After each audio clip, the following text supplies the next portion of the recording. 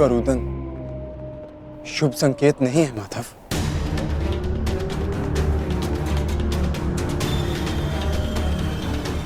हाँ पार्थ, कदाचित आज का दिन ये युद्ध कठिनाइयों से भरा होने वाला है। आज की परिस्थितियों के लिए सज्ज रहना पार्थ।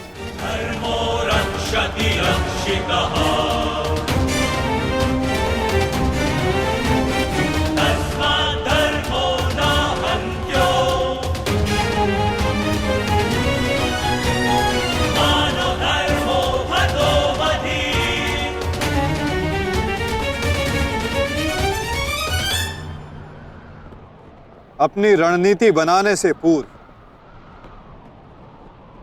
हमारे लिए शत्रु का मन जान लेना, उसकी रणनीति जानना हमारे लिए आवश्यक है।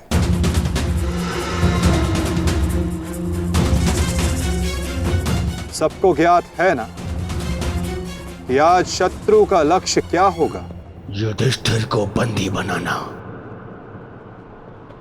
हमारा आज का लक्ष्य होगा।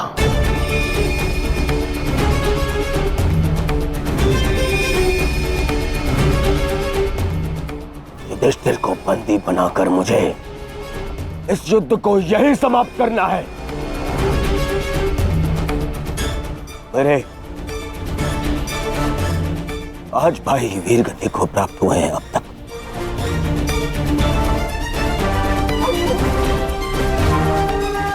श्रद्धांजलि श्रद्धांजलि देनी है मुझे उन्हें।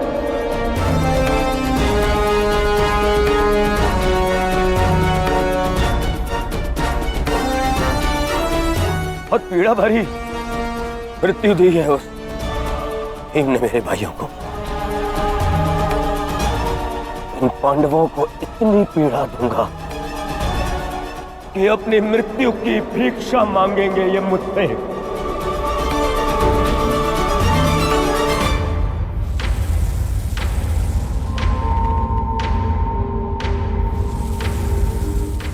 मित्रगण, वचन दो मुझे, आज चाहे जो भी तुम्हारे मार्ग में आ जाए तुम उस पर दया नहीं दिखाओगे। आज चाहे जो कोई भी आ जाए तुम अपना सबसे तीव्र प्रहार उस पर करोगे। वचन दो मुझे मित्र। तुम्हारा आदेश मेरा वचन है मित्र। आज शत्रु कर्ण का एक भिन्न रूप देखेंगे।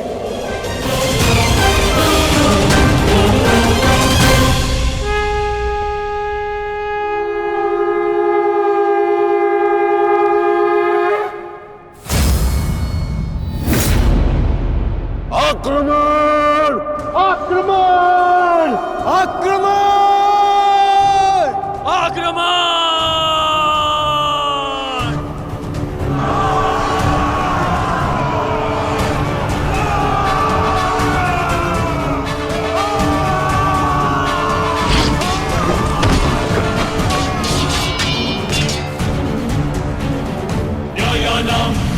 उल्कास्त्र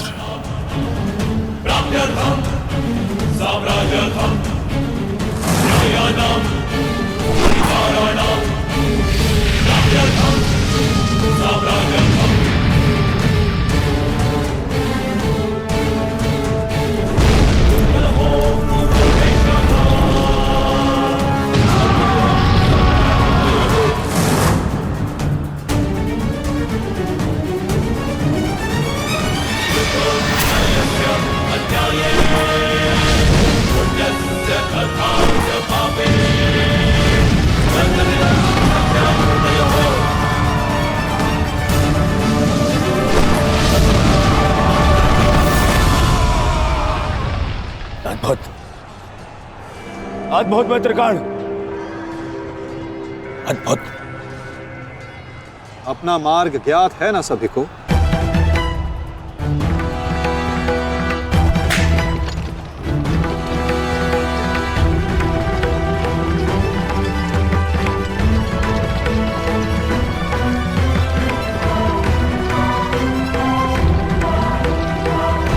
ये क्या कह रहे हो संजय?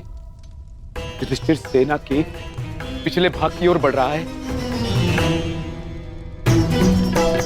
कहीं कहीं उसे हमारी रणनीति का भान तो नहीं हो गया?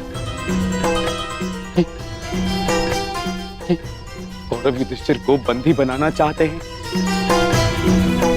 ये तो मुझे ज्ञात नहीं है महाराज, किंतु युवराज दुर्योधन इस बात से बहुत व्यग्र हो रहे हैं।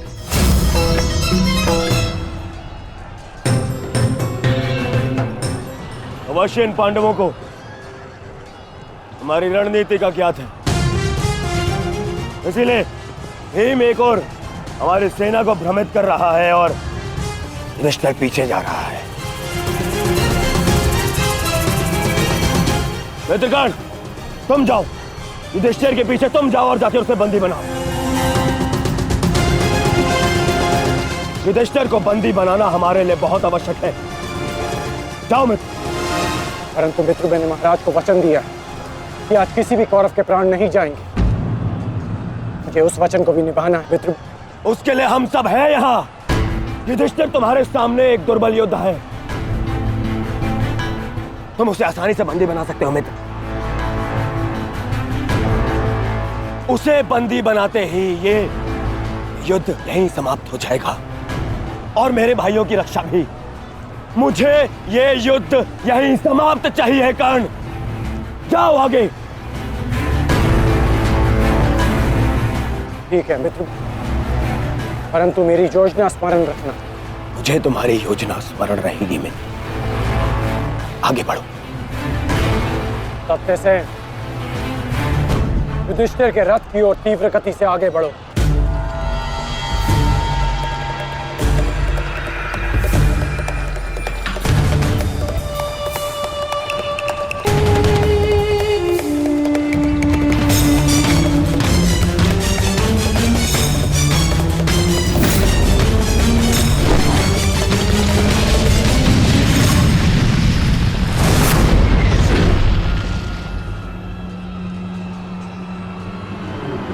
योद्धा शत्रु की ओर आगे बढ़ता है, उससे पीछे नहीं भागता। मैं तुम्हें युद्ध का आह्वान देता हूं कौन्तेय।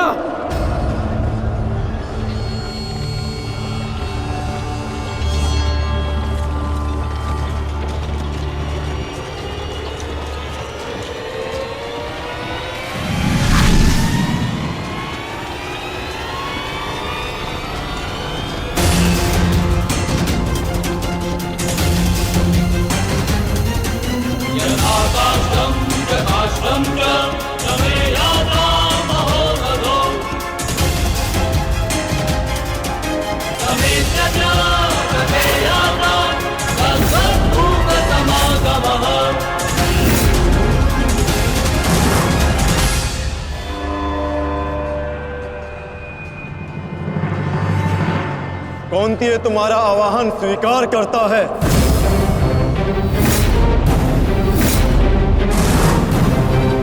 कल आपने मेरे साथ छल किया माधव। नहीं अंगराज, छल नहीं, ये रणनीति है।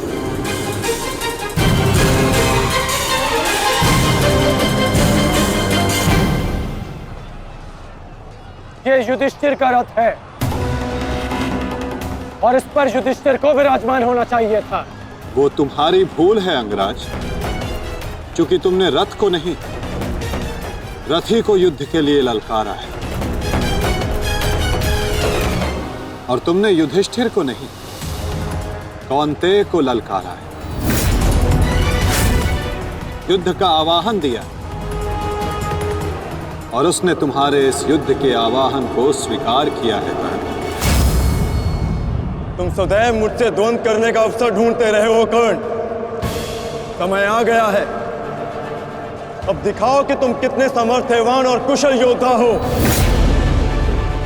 अपना आवाहन पूर्ण करो मुझसे और वहां दादा भीम अपनी प्रतिज्ञा पूर्ण करेंगे।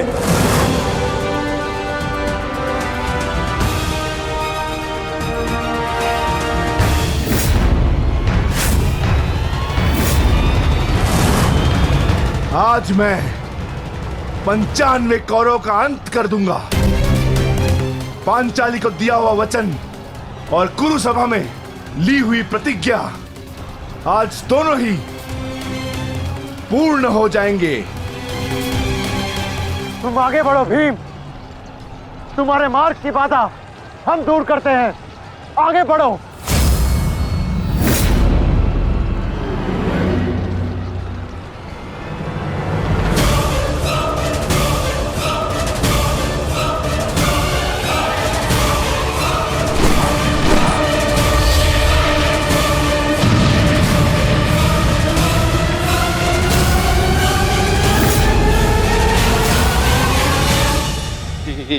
ये क्या कह रहे हो संजय? वहां वासुदेव ने काट से कर्ण को फंसा दी और यहाँ भीम हमारे व्यू में प्रवेश कर चुका है। शेष तीनों पांडव उसके पीछे हैं। अब कौन बचाएगा मेरे पुत्रों के प्राण? कौन करेगा उनकी रक्षा?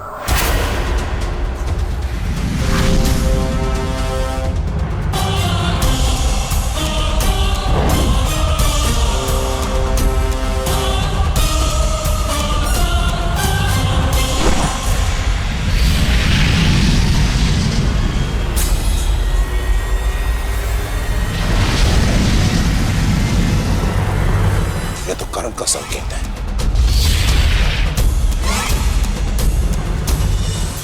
तुम कोई भी संकेत दे लो कर्ण, तुम्हारी सहायता के लिए यहां कोई नहीं आ पाएगा और ना ही मैं तुम्हें कौरवों की रक्षा करने के लिए यहां से जाने दूंगा। कौन कहता है कि मैं रक्षा के लिए संकेत दे रहा हूं? माधव भले ही तुम्हारे सारथी हैं, किंतु इनकी नीति मैं तुमसे अधिक पहचानता हूं। तुमने भले ही माधव की सहायता से मुझे युद्ध क्षेत्र से अलग कर दिया, किंतु मेरी रणनीति को विफल नहीं कर पाओगे अर्जुन।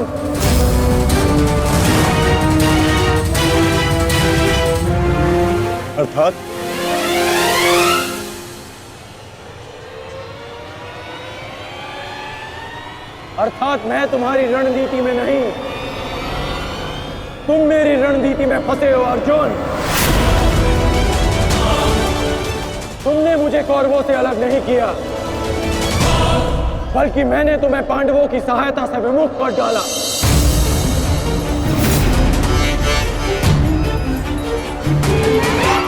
अब तुम भीम की सहायता नहीं कर पाओगे अर्जुन, और भीम किसी कौरव का वध नहीं कर पाएगा।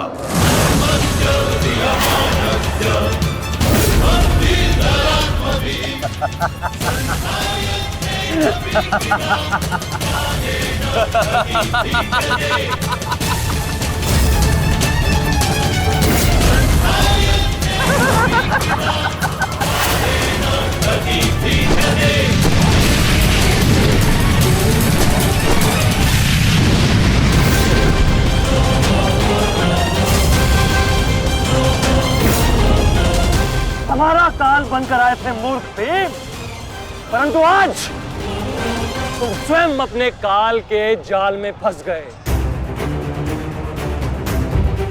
प्रिय भ्राता भीम, अकेले ही 100 कौरवों का वध करने की शपथ ली है ना तुमने? तो अब देखते हैं इस शपथ को पूर्ण करने का सामर्थ्य तुम्हें है भी या नहीं? प्रतिज्ञा पूर्ण करना चाहते थे ना गदाधारी? इस प्रतिज्ञा को पूर्ण करने के लिए तुम्हें अब अगला जन्म लेना होगा, क्योंकि इस जन्म में तुम्हें मरना होगा गदाधारी।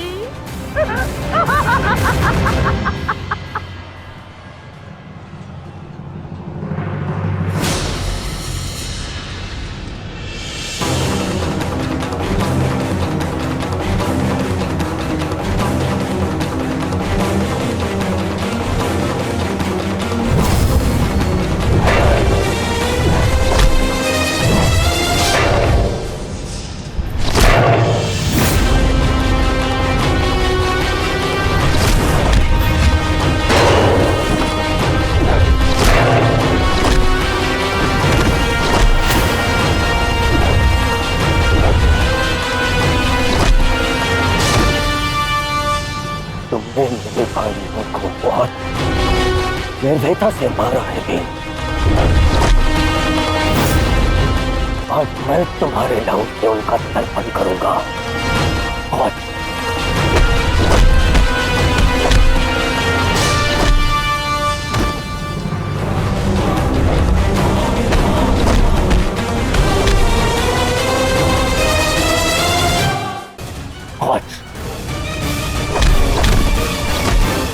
भीम, आज मैं अपने भ्राताओं की मृत्यु का प्रतिशोध लेकर रहूंगा।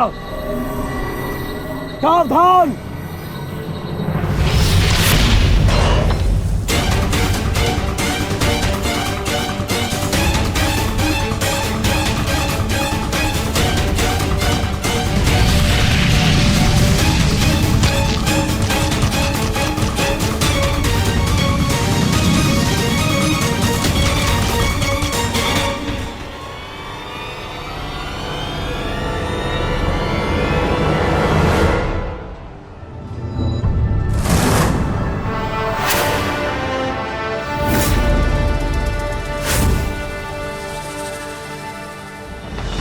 आपका प्रतिशोध पूर्ण हो न हो, परंतु मेरा प्रतिकार आज अवश्य पूर्ण होगा।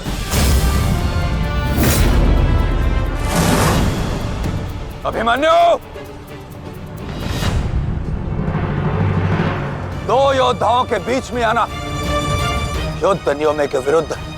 6 महारथियों ने अकेले ताचरी भीम को घेरा है। नियम तो आपने भंग किया है, तो अब ये अधिकार मुझे भी है।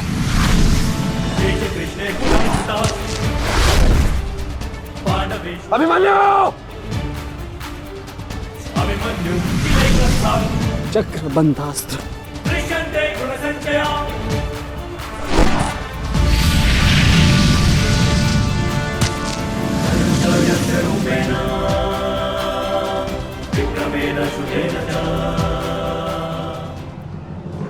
अभिमन्यु, तुम भूल रहे हो, मैं तुम्हारे पिता के आचार्य का पुत्र हूं। चक्रबांध अस्त्र का तोड़ मैं जानता हूं।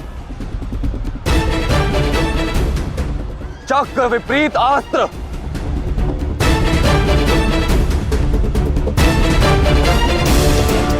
भूल तो आप रहे हैं महारथी।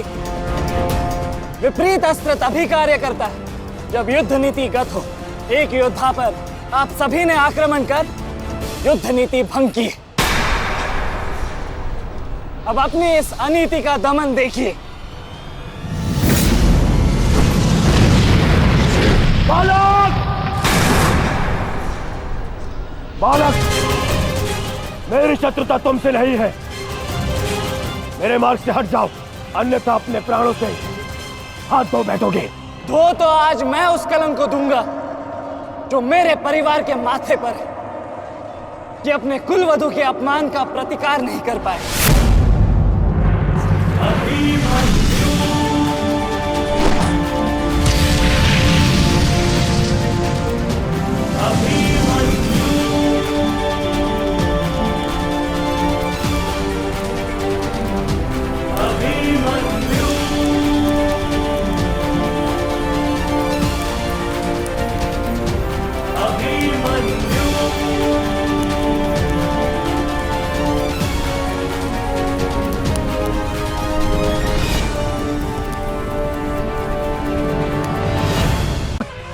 मेरी शत्रुता तुमसे नहीं है। मेरे मार्ग से हट जाओ, अन्यथा अपने प्राणों से हाथ धो बैठोगे।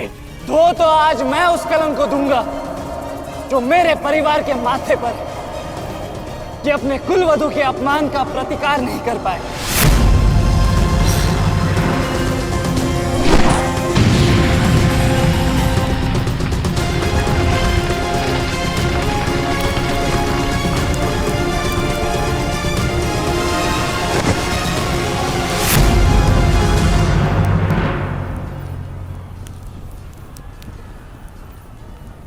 अनुभव करो इस ज्वाला को युवराज दुर्योधन।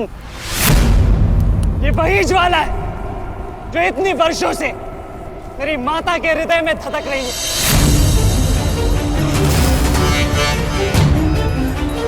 छोटा था मैं बहुत, पर मेरा रोम रोम जल उठता था ये सुनकर कि मेरी माता के साथ क्या हुआ।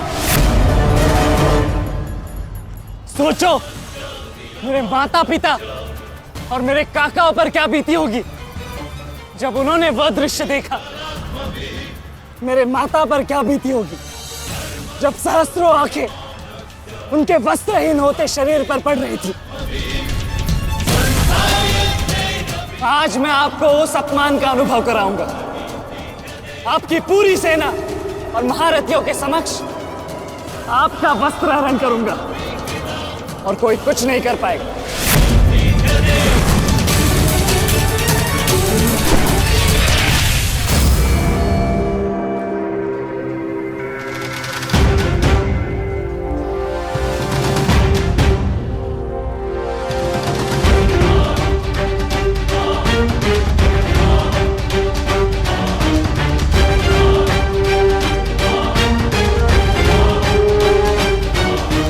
अनुभव करो उस अपमान का, अनुभव करो उस वस्त्र हरण से हुए अपमान का जो आप सभी ने किया। नदी जब सीमा तोड़ती है तो बाढ़ आती है। आज आपकी पाप की धारा की बाढ़ में आप स्वयं बह जाएंगे काकाश्री।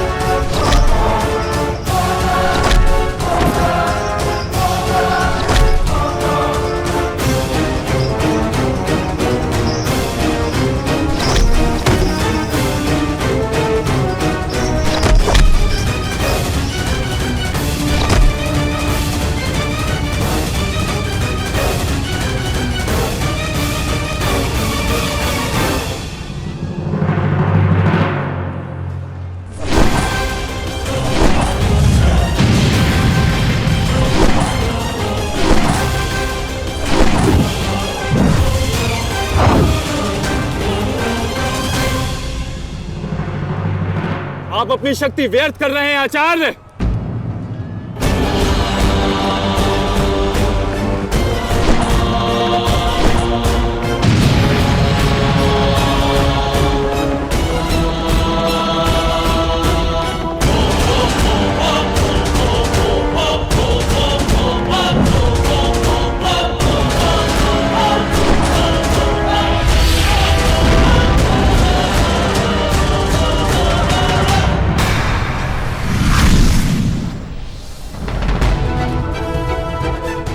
दुर्योधन को मेरी सहायता की आवश्यकता है। चलो सत्यसेन।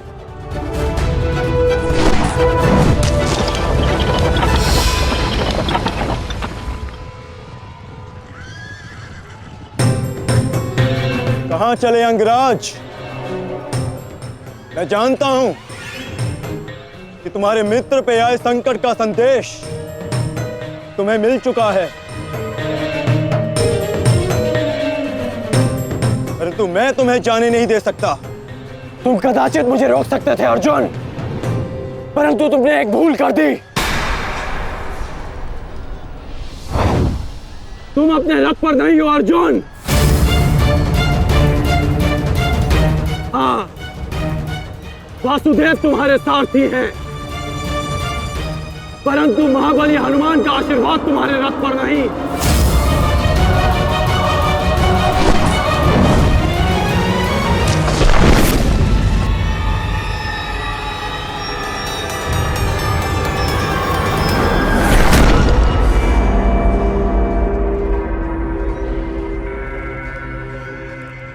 चलो।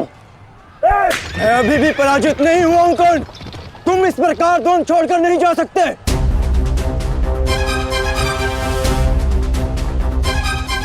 तुम युद्ध के नियम भूल रहे हो अर्जुन।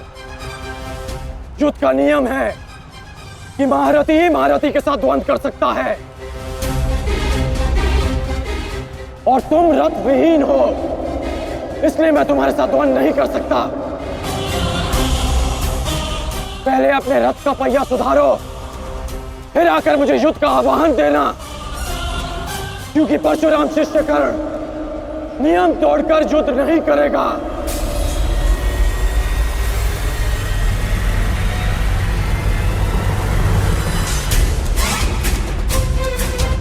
चलो सत्यसेन।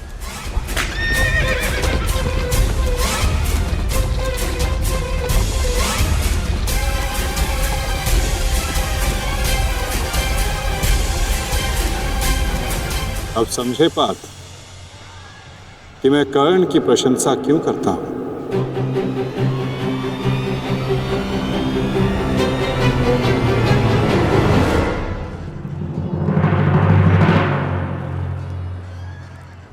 मानता हूं कि आपका वध करना काकाश्री की प्रतिज्ञा थी। उनकी प्रतिज्ञा को भंग करने का दंड मैं सह लूंगा, परंतु आज अपनी माता के अपमान का दंड मैं आपको अवश्य दूंगा।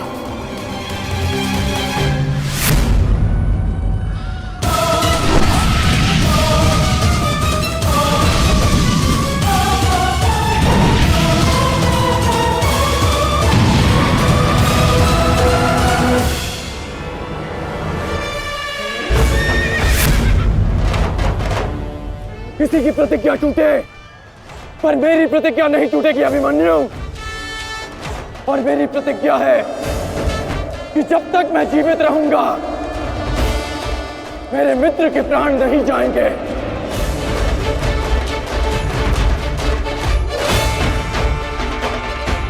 यदि जीवित रहना चाहते हो तो पीछे हट जाओ अभिमन्यु। आप भूल रहे हैं अंगराज कि मैं किसका पुत्र हूं।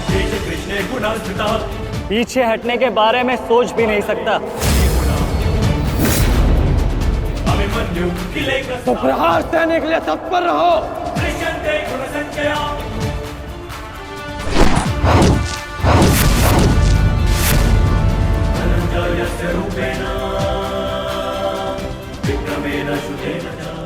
ये मेरे लिए पर्याप्त नहीं अंगराज।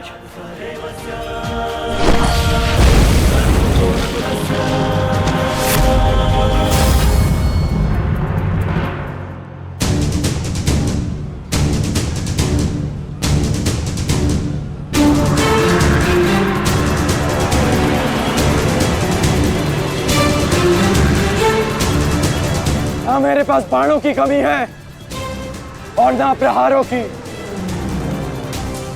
ये अंतिम अवसर है अभिमन्यु, लौट जाओ।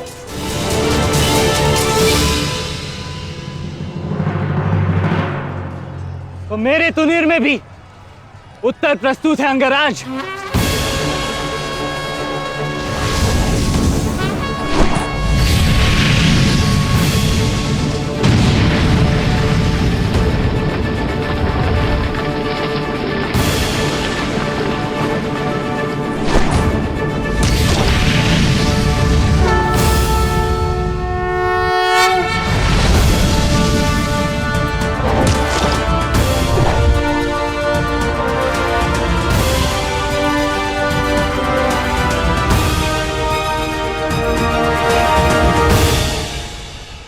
मैं तुम्हारा सामर्थ्य स्वीकारता हूं।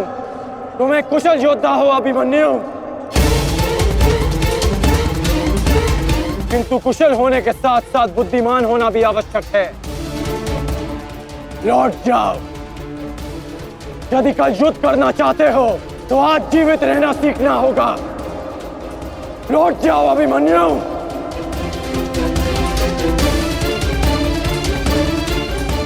एक योद्धा के लिए आज या कल नहीं होता अंगराज। उसके लिए केवल वो ही पल होता है जिसमें वो मृत्यु के सामने खड़ा होता है। एक वीर योद्धा से सुना था मैं, हे मृत्यु, तैयार यदि तू आने को, प्रसन्न मुखा। द्वार खुला है, तेरा स्वागत, प्रसन्न मुखा।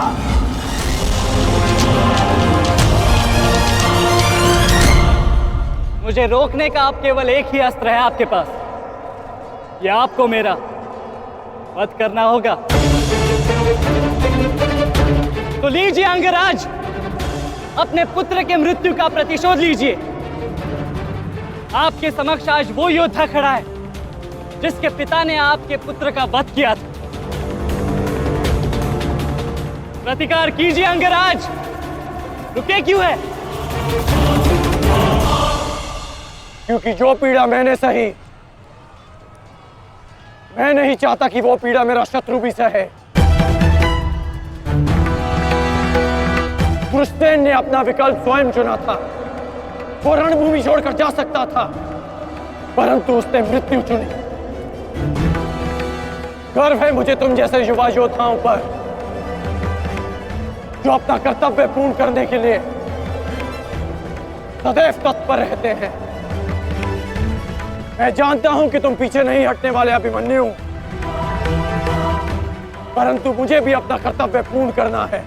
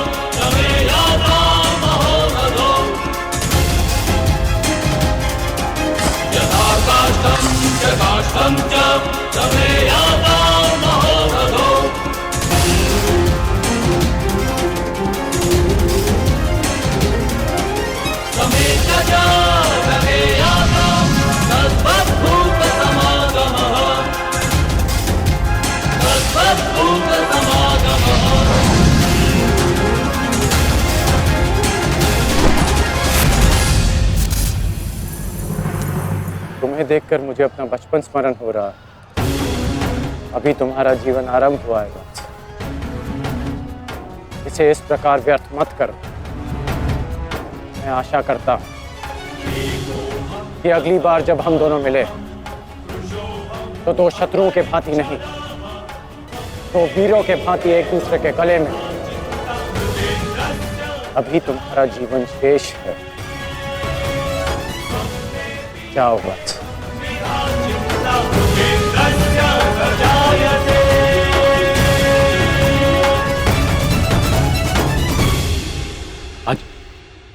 आज कौरवों की विजय हुई है गांधारी। पांडवों की एक अक्षुणी सेना को ध्वंस कर दिया है हमने आज। भीम हमारे एक भी पुत्र को क्षति नहीं पहुंचा पाया, एक भी।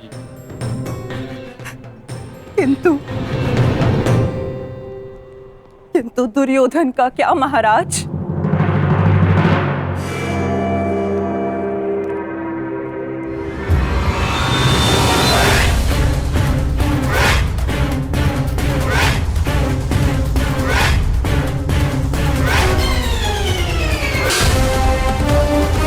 मित्र,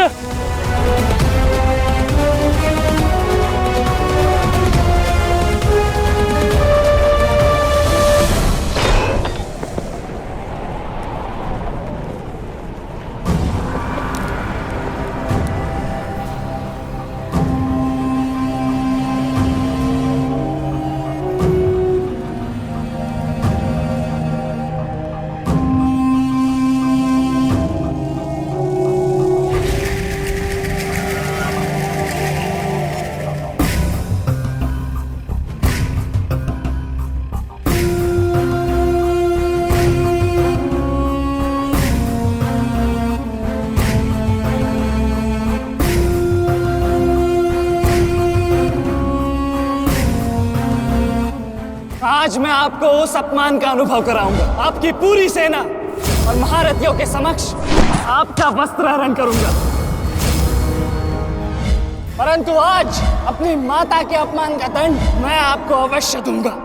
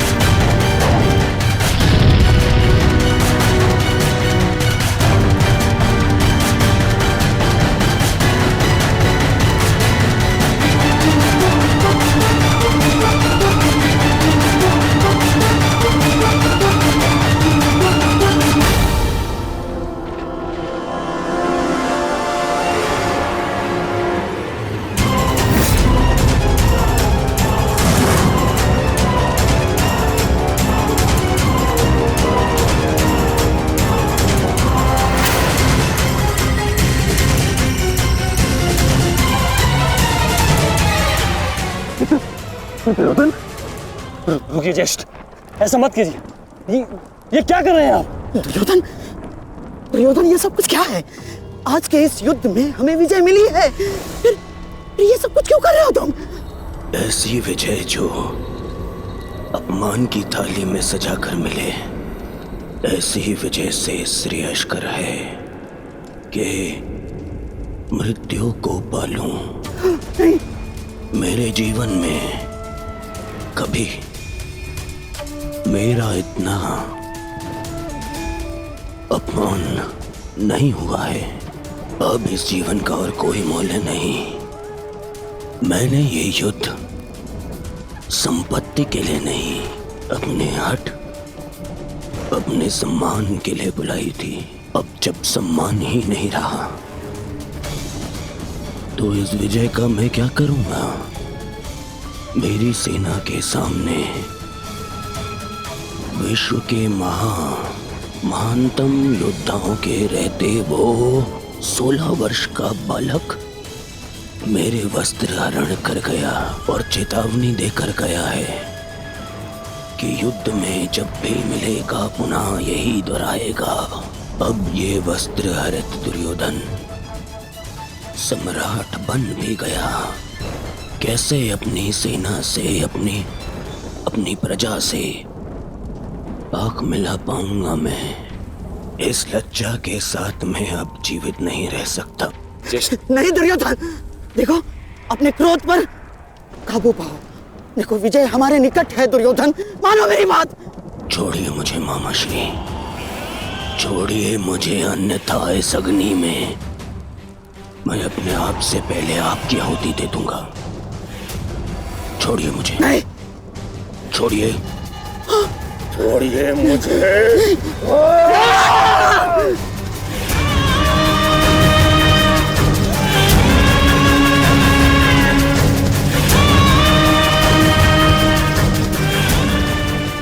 नहीं, नहीं दुर्योधन, देख क्या रहे हो मूर्खों? कोई रोको इस अनर्थ को।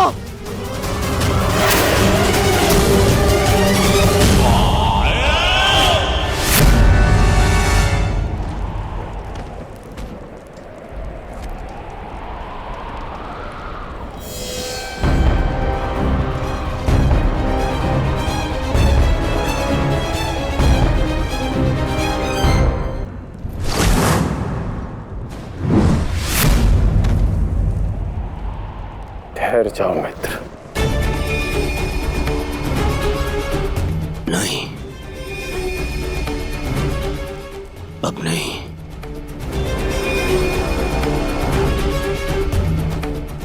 क्रोध में विवेक मत खो बैठा। जो अपना सम्मान खो चुका हो उसके पास खोने को और क्या शेष है? ले लेने देते उस अभिमन्यु को मेरे प्राण, वीर गति तो मिलती। सारी सेना के सामने मेरा वस्त्र हरण कर गया वो बालक जिन पांडवों का सर कटा हुआ देखना चाहता था, उन्हीं का बालक मेरा सर चुका गया। संसार के सारे योद्धा देखते रह गए और वो बालक मुझे अपने बाणों के चक्र में फंसा गया। मैं ये अपमान सहन नहीं कर सकता। क्या करूंगा जीवित रह गए जब संसार के सामने शीश उठाकर चल भी नहीं सकता मैं। इसीलिए अब मैं अग्नि स्नान करूंगा।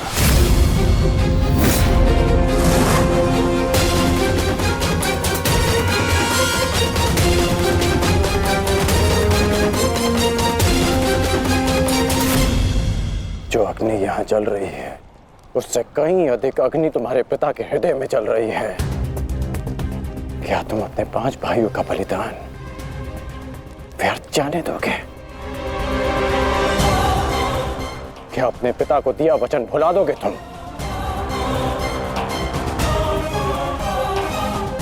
अपने चारों ओर देखो मित्र, क्या ये सब व्यर्थी अपने प्राणों के साथ खेल रहे हैं?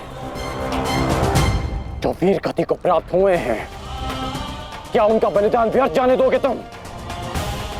तुम्हारे अनुज, तुम्हारे मामाश्री, तुम्हारे गुरुदेव, ये सब तुम्हारे सम्मान, तुम्हारे अधिकार के लिए लड़ रहे हैं और तुम अपने कर्तव्य से मुंह मोड़ना चाहते हो। पूछो अपने सैनिकों से कि आज जो युद्ध में हुआ कि क्या वो उससे लज्जित हैं या वो कल युद्ध में उसका प्रतिशोध लेंगे? बोलो सैनिकों! प्रतिशोध लेंगे! प्रतिशोध लेंगे! प्रतिशोध लेंगे!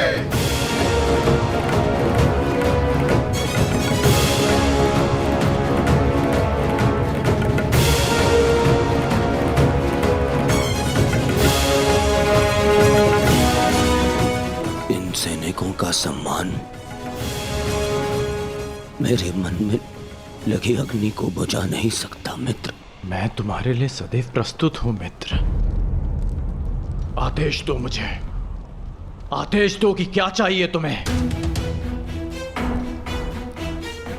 तुम्हारी पीड़ा को शांत करने की औषधि क्या है मित्र, बताओ मुझे। मुझे अपने इस अपमान का प्रतिशोध चाहिए। जिसने मेरा मान हरण किया उसके प्राण हरण करने हैं मुझे। मुझे अभिमन्यु चाहिए।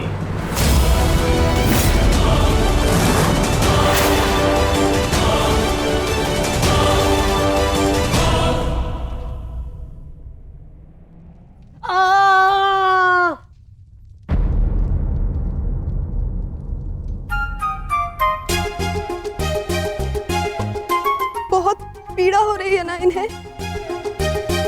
पीड़ा? अभी तक मैंने इसके घाव को छुआ भी नहीं है। अभिमन्यु तुम्हें सताने के लिए उपक्रम कर रहा है उत्तरा। बहुत बुरे हैं आप। और तुम बहुत डरपोक। एक योद्धा की पत्नी के मन में इतना भय शोभा नहीं देता उत्तरा। ये घाव हमारे लिए आभूषण होते हैं।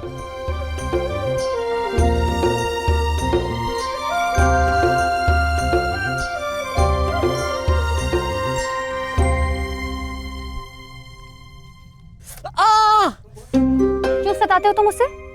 अब क्या करूं माता, वो तो आजकल हर बात पर क्रोधित हो जाती है। और अब आप भी मुझे डांट रही हो। तुम्हें अधिक चोट तो नहीं आई ना पुत्र? नहीं पिताश्री, बल्कि बहुत कुछ सीखने को मिला। सच में अंगराज कर्ण एक महान योद्धा है। उन्हें आपके अतिरिक्त और कोई टक्कर नहीं दे सकता। हाँ पुत्र, परंतु हम दोनों के लक्ष्य और सोच भिन्न है। मुझे तुम पर गर्व है।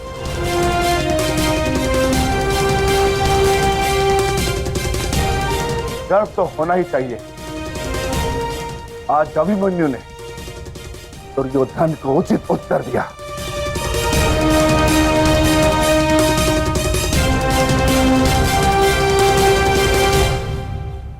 सत्य अभिमन्यु, आज तुमने जो युद्ध भूमि में किया वो अद्भुत था, और मुझे विश्वास है कि कल का दिन इतिहास में तुम्हारा नाम सदैव के लिए अमर कर देगा अभिमन्यु।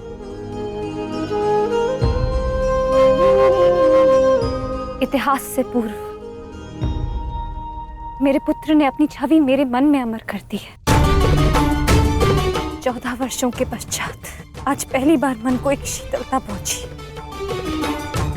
कि मेरे पुत्र ने मेरे साथ हुए अपमान और अत्याचार का भान उस दुर्योधन को करवाया। मेरी आत्मा को जैसे एक वस्त्र का संबल मिल गया। इसके लिए मैं सदैव के लिए अभिमन्यु की ऋणी रहूं।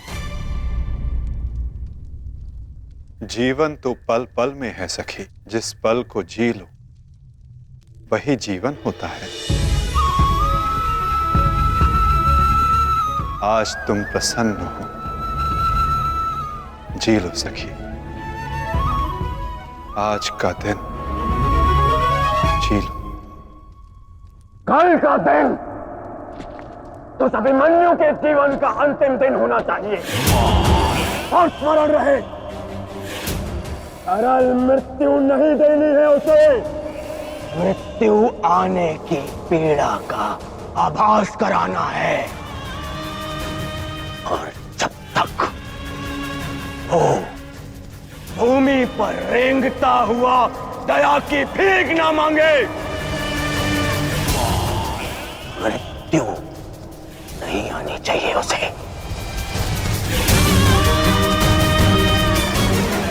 वो मृत्यु मांगेगा और मैं हर पल उसे मृत्यु और जीवन के बीच में झुलाऊंगा मैं उसे। असंभव युवराज, जब तक युद्ध भूमि में पांडव उपस्थित हैं तब तक अभिमन्यु तक पहुंचना असंभव होगा। वैसे भी उन्हें ज्ञात होगा कि आज आपके साथ जो हुआ उसका प्रतिशोध आप अवश्य लेंगे। इसी कारण अभिमन्यु तक पहुंचना इतना सरल नहीं होगा।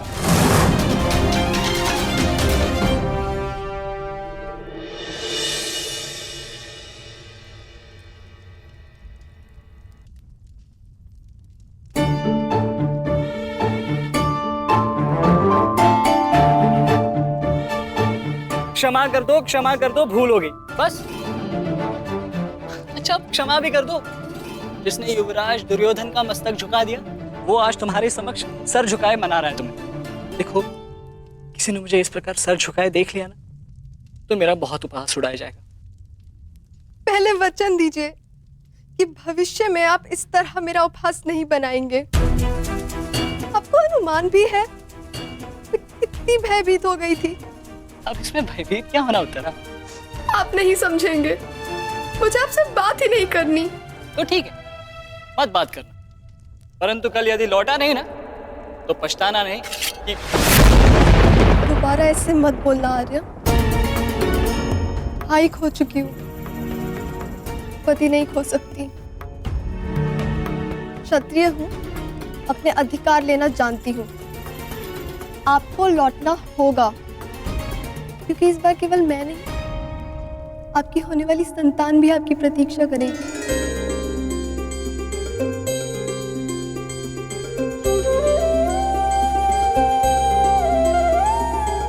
सत्य उत्तरा?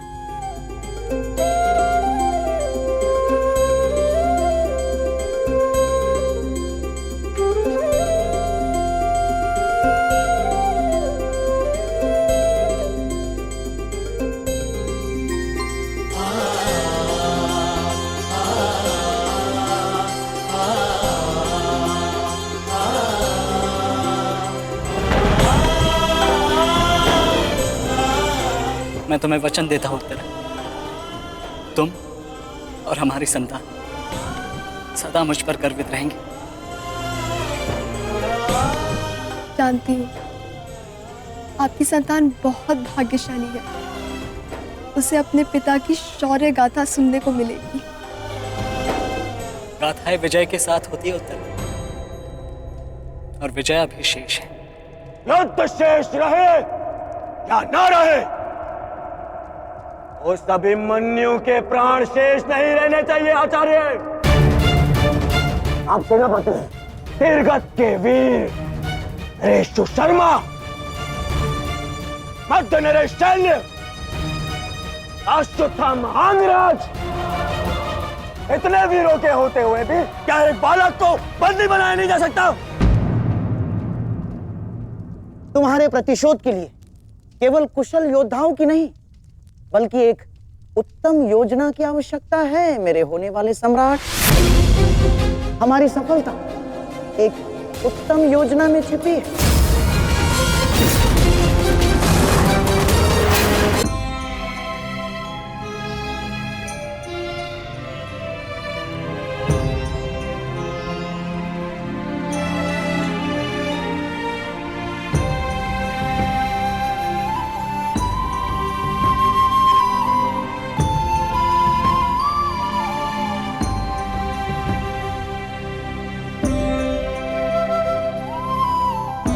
ऐसा क्या है जो आप चाहकर भी मुझसे नहीं कह पा रहे हैं सखा?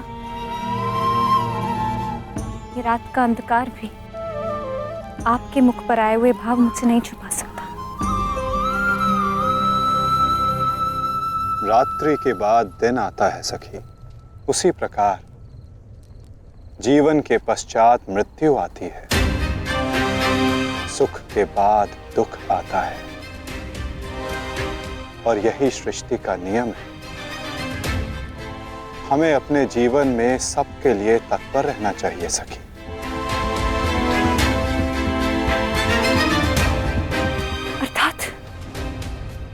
अर्थात जो मेरा भय है, क्या वो सच होने वाला है माधव? क्या कल पांडवों के साथ कुछ अनिष्ट होने वाला है?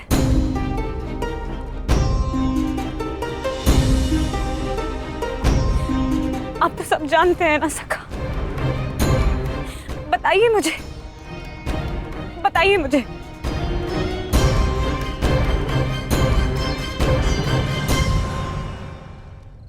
कभी कभी भविष्य का ज्ञान होना भी दुख का कारण बन सकता है सखी। यदि समय के अनुसार मनुष्य को सत्य का ज्ञान हो तो वो स्वयं को संभाल सकता है। और आज तुम्हारी प्रसन्नता का दिन है सखी। आज तुम्हारे पुत्र ने तुम्हारे अपमान का प्रतिकार किया है। जाओ सखी, जाकर सो जाओ, क्योंकि जीवन की हर रात्रि सदैव सोने के लिए नहीं होती।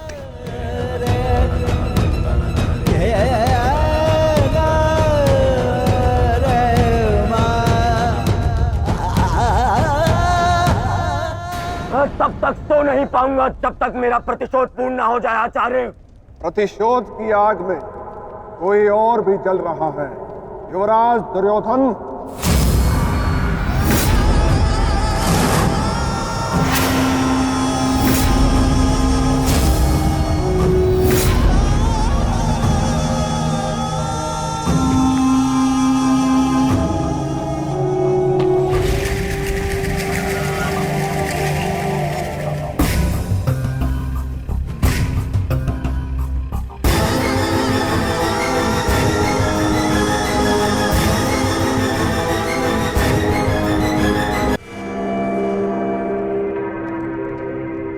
माता श्री सिंधु नरेश जयद्रथ। भूल को क्षमा किया जा सकता है, अपराध को नहीं। इस सम्मान के पश्चात विचलित बचा तो ऐसा भयंकर प्रतिशोध होगा कि तुम पांचों की आत्मा कांप उठेगी। प्रतिशोध दूंगा, कल तुम्हारे साथ साथ मेरा प्रतिशोध भी पूर्ण होगा और मैं सम्मान सहित तुम्हारी बहन दुशला को अपना मुख दिखा सकूंगा।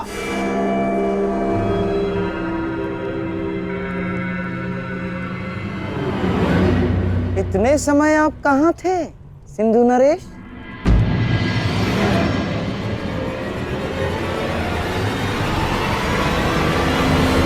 अपने अपमान के प्रतिशोध का प्रबंध कर रहा था।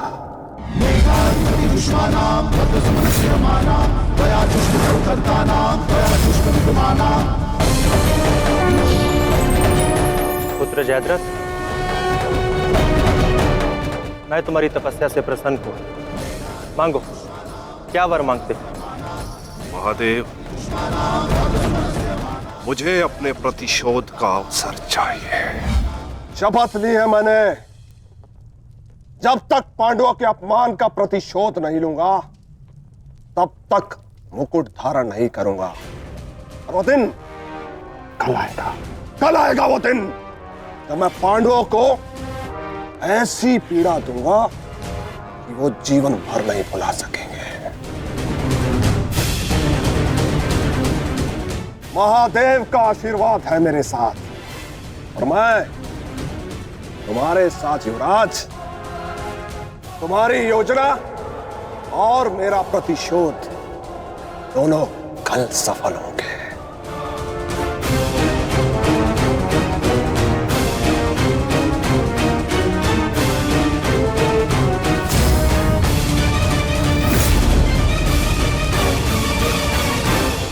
हर हर महादेव, हर हर महादेव।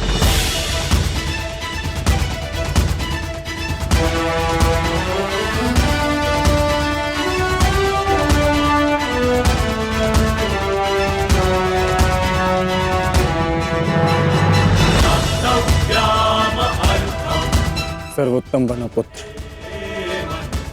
संसार के सभी योद्धाओं में तुम्हें सबसे अधिक कीर्ति प्राप्त हो।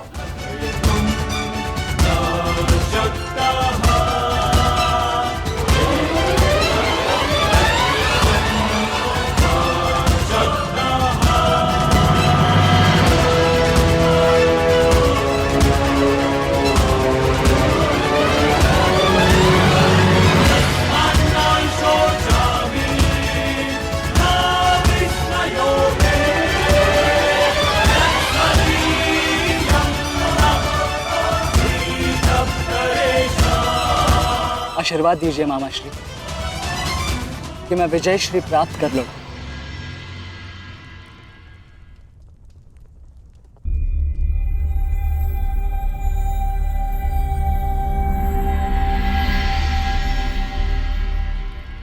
विजय तो कायरों को भी प्राप्त होती है पुत्र, परंतु कीर्ति और यश केवल शूर वीरों का मुकुट बनती है। मेरा आशीर्वाद तुम्हारे साथ है पुत्र। तुम युद्ध क्षेत्र में वो कीर्ति प्राप्त करो जो तुम्हें अमर बना दे।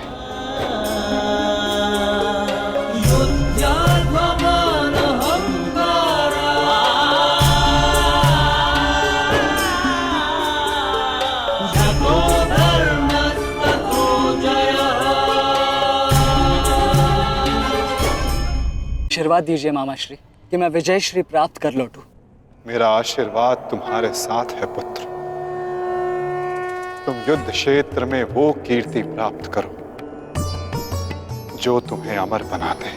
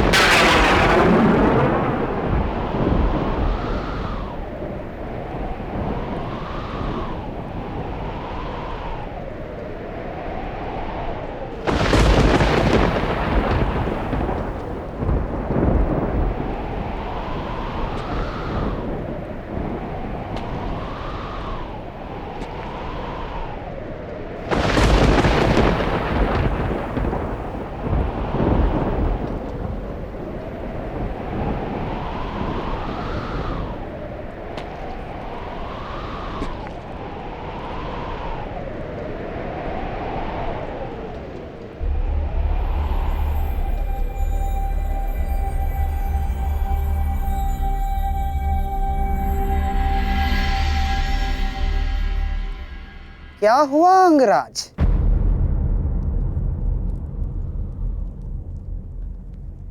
सूर्यदेव से आप ये प्रार्थना तो नहीं कर रहे हैं कि वो उदित ही ना हो? अर्जुन को दिया वचन आपको पूर्ण करना होगा अंगराज।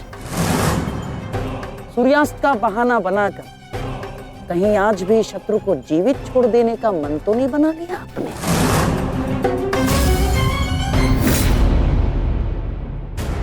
कभी कभी मौन रहने से प्राण बच जाते हैं। अब एक और शब्द अपने मुख से निकाला तो युद्ध आरंभ होने से पूर्व ही शत्रु से पहले मैं अपने पक्ष के किसी योद्धा का वध कर दूंगा। अंगराज, अंगराज आप क्रोधित क्यों हो रहे हैं? मेरे कहने का तात्पर्य केवल यह है कि आपके पुत्र वृषसेन की मृत्यु तो स्मरण है ना आपको? वृषसेन के हत्यारे अर्जुन का पुत्र ही आज आपका लक्ष्य होना चाहिए। बस मैं यही कहना चाह रहा था। कर्ण को स्मरण है मामा श्री।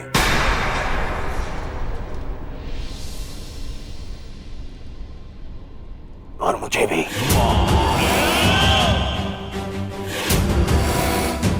आज हम वृषसेन की मृत्यु और मेरे अपमान का प्रतिकार दोनों लेंगे। मैं केवल इतना जानना चाहता हूं कि इस प्रतिकार से पूर्व उस कौटे अर्जुन को मार्ग से हटाने का क्या प्रबंध करना चाहिए?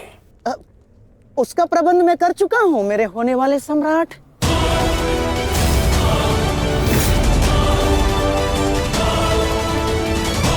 महाराज, त्रिगत नरेश सुशर्मा अवसर का लाभ उठाने के लिए एक विशाल सेना के साथ विराट पर आक्रमण करने जा रहे हैं। विराट नगर को सहायता की आवश्यकता है। शीघ्र कुछ कीजिए। मुझे शीघ्र ही विराट प्रस्थान करना होगा। किंतु महाराज, इतने कम समय में आपका विराट पहुंचना असंभव है। केवल वासुदेव में ही वो क्षमता है जो वायु गति से रथ चलाकर अर्जुन के साथ वहां पहुंचे। हमें आपकी सेना की आवश्यकता है और अर्जुन अकेला ही उन सब के लिए पर्याप्त है। किंतु अर्जुन की अधिक आवश्यकता यह रणभूमि में है। परंतु महाराज, आप वहां बहुत से परिवार, स्त्री और बालक संकट में। एक समय था जब विराट राज ने हमें अज्ञातवास में शरण दी थी। आज वो समय आ गया है कि हम उसका ऋण चुका सकें।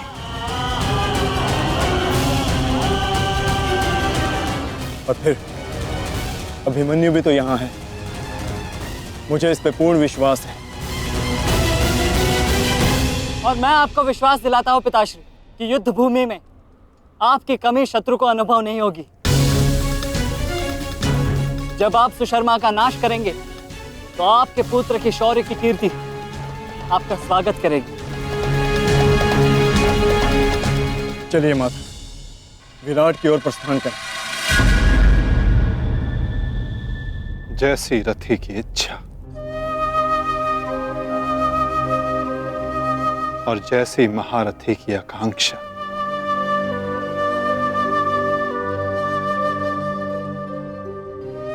आओ पार्थ।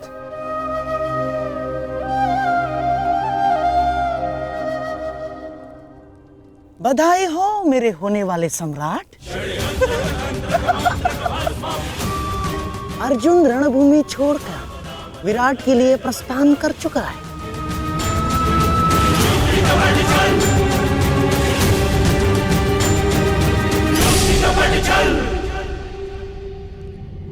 आचार्य द्रोण, समय आ चुका है। हमारी सेना को अपनी योजना अनुसार सज्ज कीजिए। किस प्रकार चक्की का पत्थर एक ही चक्कर में अन्न के दानों को पीस देता है, उसी प्रकार हमारी यह सेना शत्रु सेना को एक ही चक्कर में पीस देगी युवराज। और अपनी सेना के नाश को रोकने के लिए आएगा वो तो महावीर, अभिमन्यु, और वहां हम उसके प्राण फाड़ लेंगे, जिसने मुझे अपने बाणों के चक्र में फंसाया था। आज वो फंसकर मरेगा हमारे चक्रव्यूह में। युद्ध का 13वां दिन।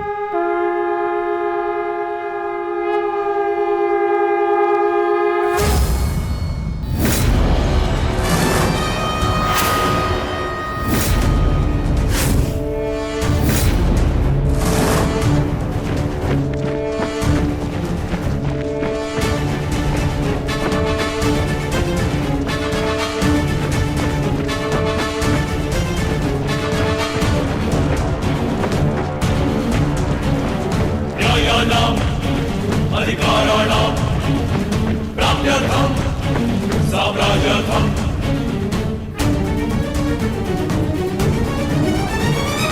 युद्धो न्यायस्य अन्याये पुण्यस्य तथार्थ भावे योगस्य वा अयोग्ये बन्धनिधं चक्रव्यूह।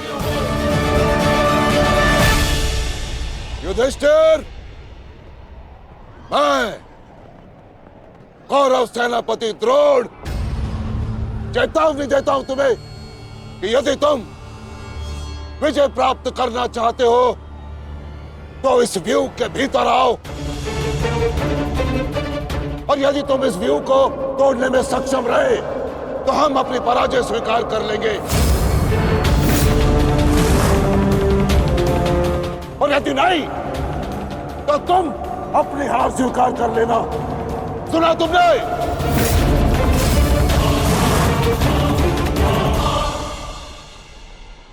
आचार्य द्रोण, हम अवश्य ही इस चक्रव्यूह को ध्वंस कर देंगे।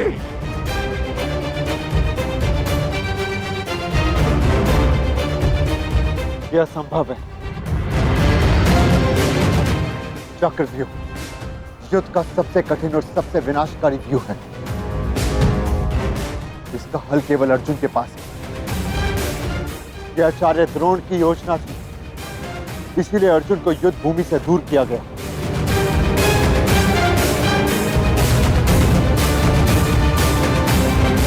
कोई तो मार्ग होगा। मार्ग है।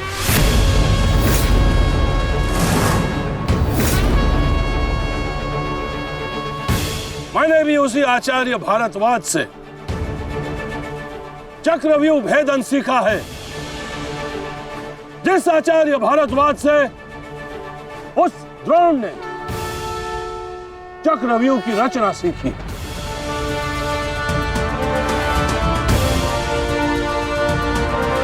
इस चक्रव्यूह का भेदन मैं करूंगा।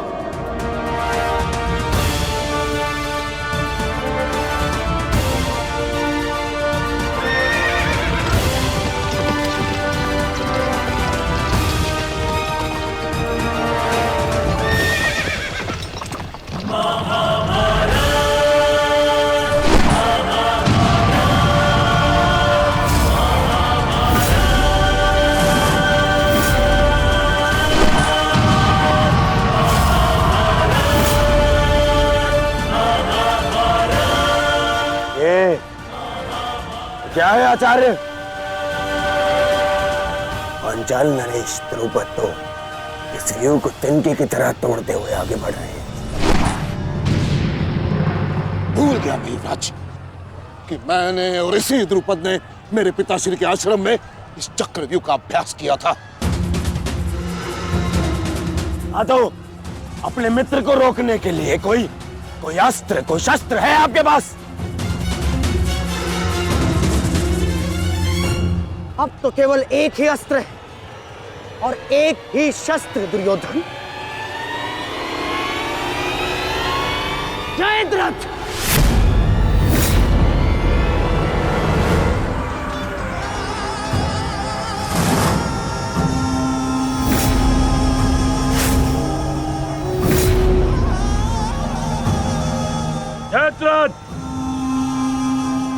कदाचित द्रौपदी के पतियों द्वारा किया गया अपमान भूल गए हो तुम। इसीलिए द्रौपदी के पिता के समक्ष उपस्थित हुए हो। आज द्रौपदी के पति हो या उसके पुत्र, कोई मुझे नहीं रोक सकता।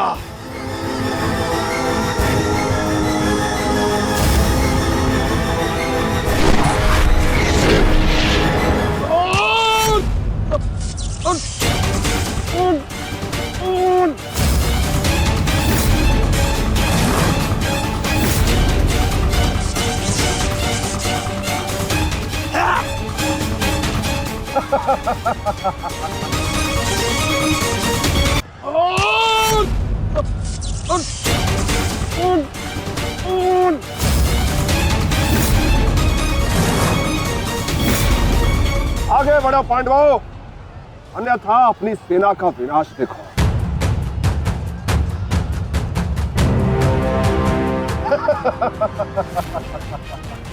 ज्येष्ठ पिताश्री, मुझे आज्ञा दीजिए। मुझे चक्रव्यूह के भीतर प्रवेश करने का मार्ग ज्ञात है। मैंने पिताश्री से सुना था कि ये मैं कर सकता हूं। नहीं अभिमन्यु, मैं तुम्हें इसकी अनुमति नहीं दे सकता। धर्मराज ठीक कह रहे हैं। आचार्य ने कुछ सोच समझकर ही इस व्यूह की रचना की है। अब इसे शक्ति का सम्मिलित प्रहार ही तोड़ सकता है। मैं और भीम मिलकर प्रहार करेंगे।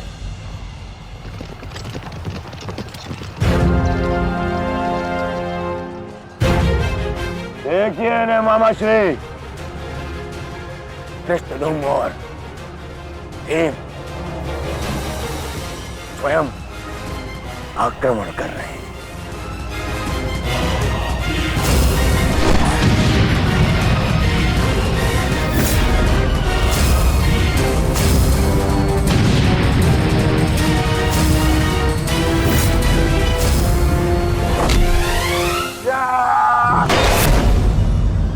आज इनके हरेक प्रहार का उत्तर है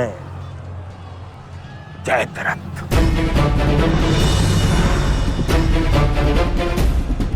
चक्रव्यूह में प्रवेश करने से पूर्व मुझसे नहीं मिलोगे मित्र?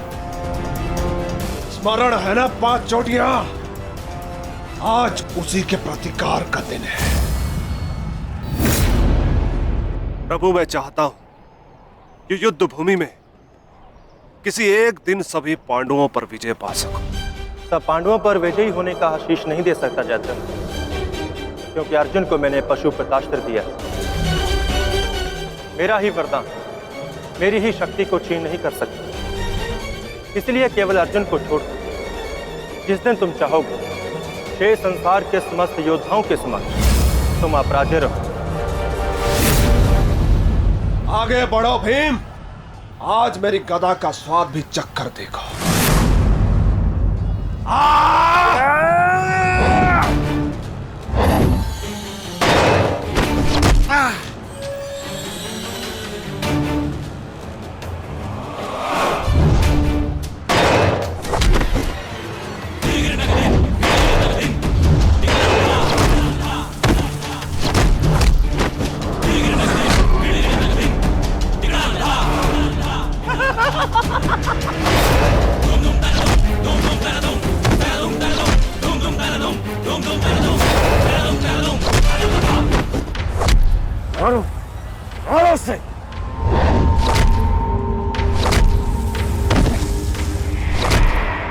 ताजश्री, आप ऐसा कैसे होने दे सकते हैं?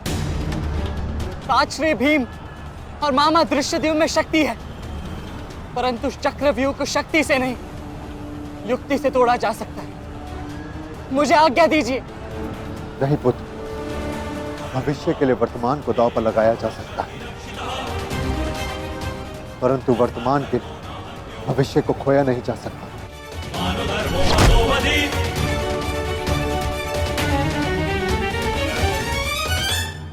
श्री भीम और मामा धृष्टद्युम्न में शक्ति है, परंतु चक्रव्यूह को शक्ति से नहीं, युक्ति से तोड़ा जा सकता है। मुझे आज्ञा दीजिए। नहीं पुत्र, भविष्य के लिए वर्तमान को दांव पर लगाया जा सकता है, परंतु वर्तमान के भविष्य को खोया नहीं जा सकता। एक दाव लगाने के दोष के कारण मैं आज इस महायुद्ध में खड़ा। मैं दूसरा दाव नहीं लगा सकता अभिमन्यु। परंतु आज यदि चक्रव्यूह को तोड़ा ना गया तो हम ना केवल हार जाएंगे बल्कि मेरे पिताश्री का सर भी झुक जाएगा। आपने वो दाव लगाकर सर झुकाया था और मैं ये दाव खेलूंगा अपने पिताश्री का सर ऊंचा रखने के लिए। मैंने उन्हें वचन दिया था कि युद्ध भूमि में शत्रु को उनकी कमी अनुभव नहीं होगी और मुझे शत्रुओं को वीर अर्जुन के रक्त का तेज दिखाना। इसीलिए आज्ञा दीजिए ताची, और फिर मैं अकेला कहाँ हूं? चक्रव्यूह में मेरे प्रवेश करते ही आप भी मेरे पीछे पीछे अंदर आ जाइए। मैं मार्ग बनाऊंगा और आप चक्रव्यूह को ध्वंस कीजिएगा। सोचिए मत, समय नहीं है ताचरी। आशीर्वाद दीजिए।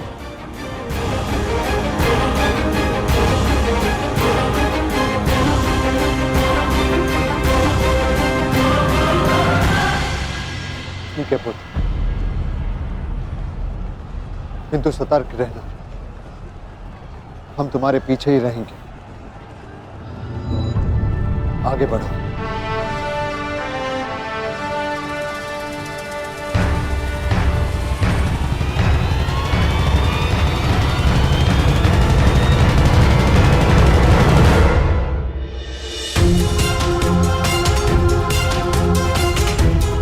जाओ सही, जाकर सो जाओ, क्योंकि जीवन की हर रात्रि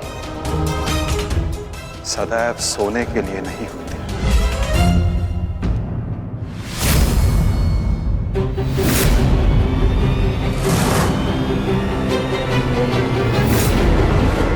मेरी सुरक्षा के लिए माता यज्ञसेनी का आशीर्वाद है मेरे साथ, और जब तक ये मेरे साथ है मुझे कुछ नहीं हो सकता।